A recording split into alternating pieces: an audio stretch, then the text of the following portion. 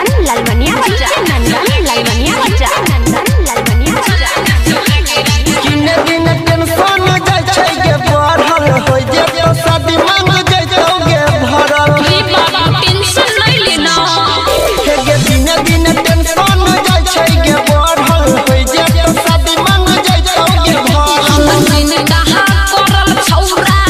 तू छोहर रही रे राइटर कृष्णा समझावे करा कुछ कही रे अभिमन्यु अनिल के छोरी के काजल देवी दोसर के अभी दिन साथ तबलत कर बात 15 के जिए साथ 16 के सुहाग रात अभी दिन साथ तबलत कर बात 15 के जिए साथ 16 के सुहाग रात कर छही शादी तू कने भी अखलोर गे बनी जेबी कनिया तो दोसरा के घर गे दुआरा पतोरा टेंट लागल छो ओइ तो कहिया बड़ा अभी दिन साथ तबलत कर बात 15 के जिए साथ